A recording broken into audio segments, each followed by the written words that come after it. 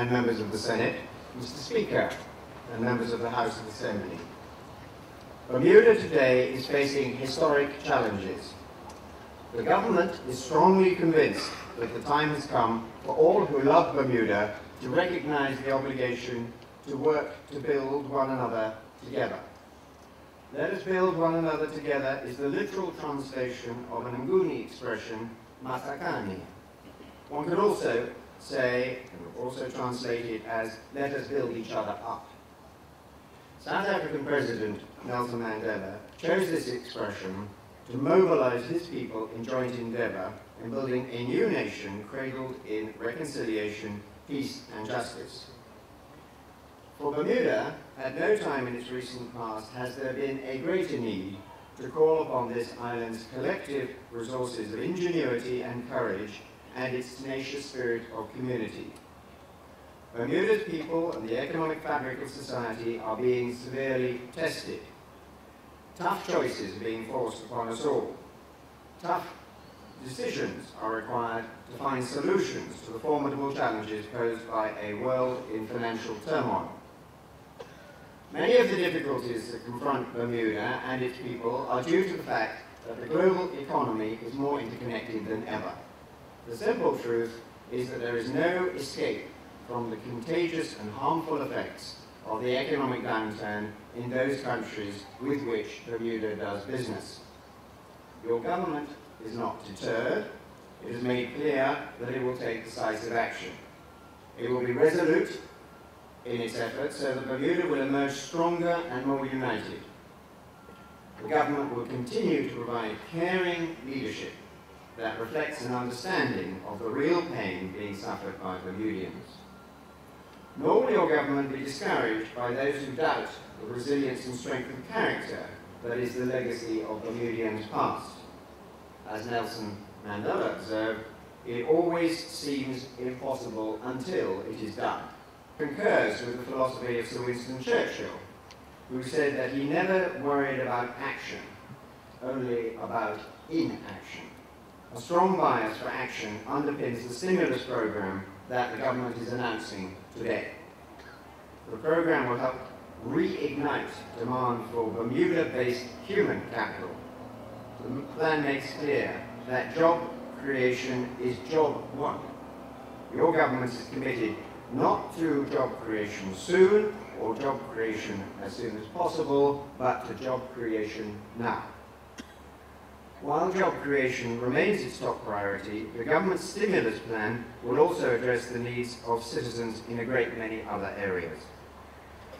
These include the provision of support to those experiencing hardship, legislation that will address family issues, initiatives that will benefit seniors, measures in support of education, public safety and justice, steps that will help strengthen the economy, and plans to continue to transform the government and strengthen its ability to deliver value for money to its President and members of the Senate, Mr. Speaker and members of the House of Assembly. Spearheading the government's national job stimulus plan is the Job Corps program and a new one-stop career centre. Of equal importance is the drawing up of new workforce development legislation and modification of the existing employment laws. Another employment measure for young people to be announced shortly is the YES initiative, named after the initials of the Youth Empowerment Scheme.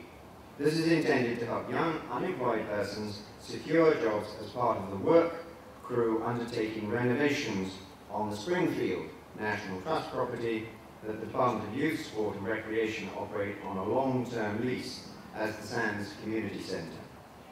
Work permits will only be granted after the Career Centre has confirmed that there are no suitably qualified Bermudians available for a position. In addition, all unemployed clients of the Financial Assistance Department who are able to work will automatically become clients of the One-Stop Career Centre, which will assist in obtaining employment for those persons so that they can re-enter the job market as soon as possible. The government can provide the programs to prepare people for work, it must be remembered that it is not the government that creates jobs. private industry creates demand for jobs that add economic value and drive development.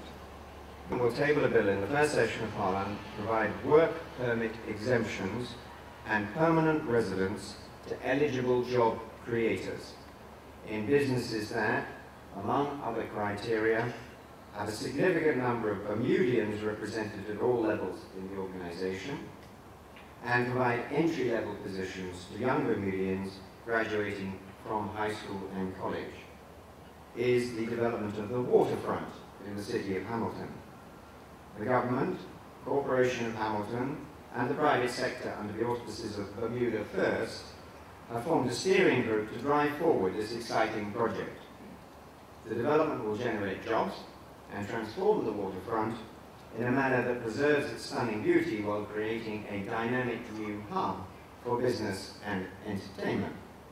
And will table legislation to encourage further foreign investment in Bermuda. Foreign investment is associated with the transfer of technology, job creation, and maintaining a competitive edge in areas of comparative advantage. There has also been a constant refrain that there are not enough activities in Bermuda to occupy our visiting guests. As a result, the Department of Tourism will approach cruise directors, cruise operators, and entertainment promoters to increase and promote the number of activities and events available on the island.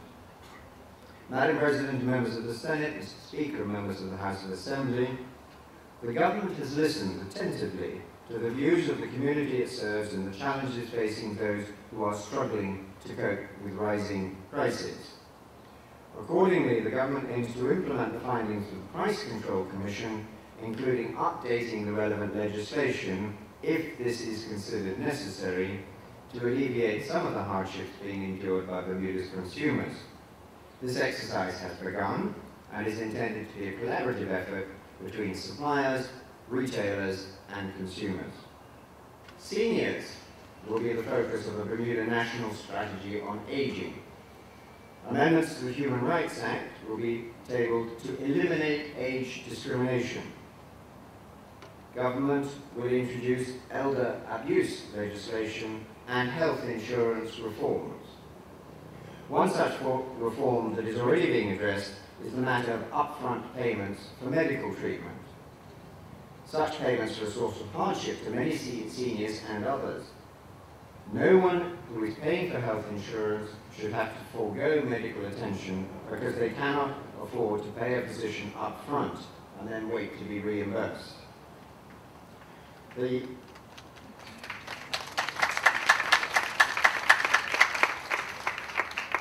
seniors are still listening. The government will also be tackling discrimination. While the government is aware of the sensitivities in the community surrounding sexual orientation, it does not condone discrimination in employment and accommodation based on a person's lifestyle choices. Accordingly, government will assess whether it is feasible to introduce an Equality Act. Your government believes that effective philanthropy must always ask three questions. First, what needs to be done? Second, how can we make a difference? Finally, and most importantly, why are we doing this?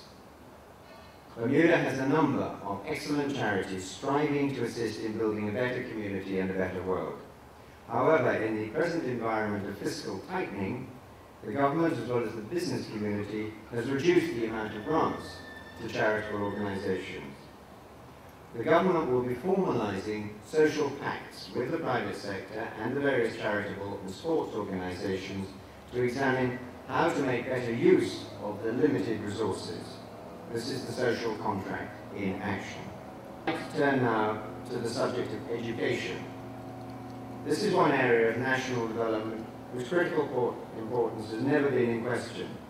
In the words of the ancient Greek philosopher Diogenes, it is the foundation of every nation.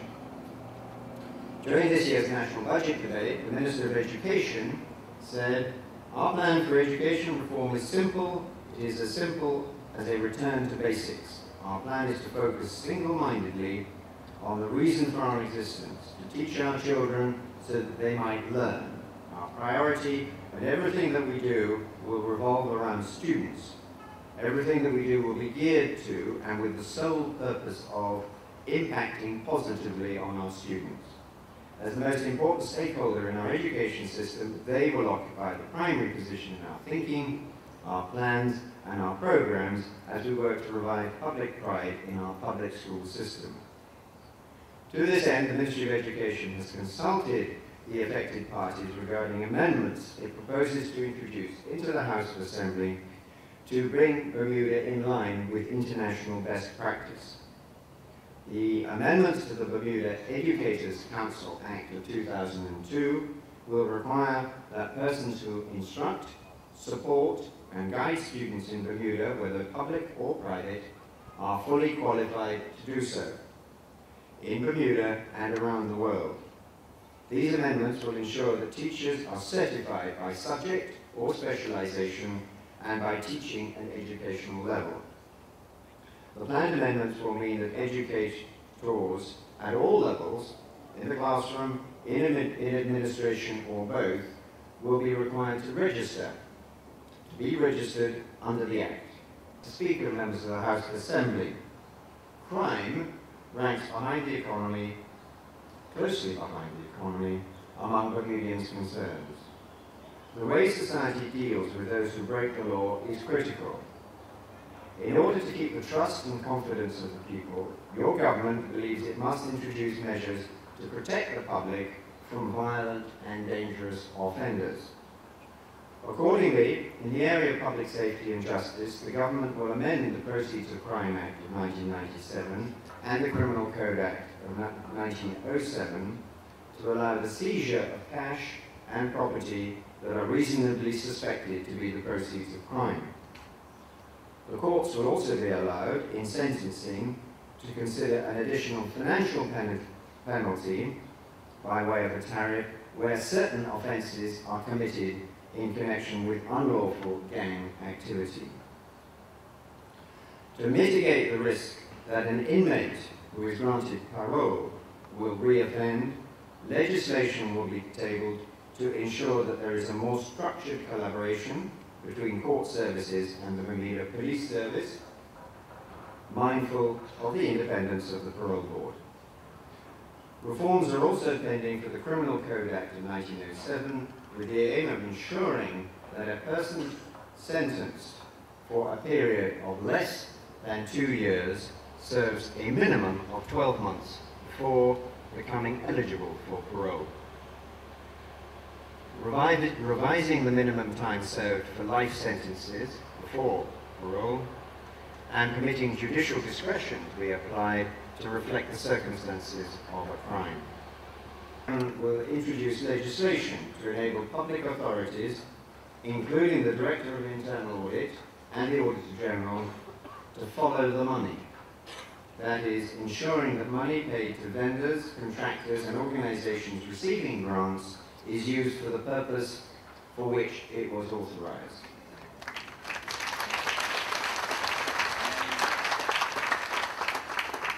Government will also expand whistleblower legislation to include persons not covered under the Employment Act, including part-time and temporary staff, and vendors and contractors.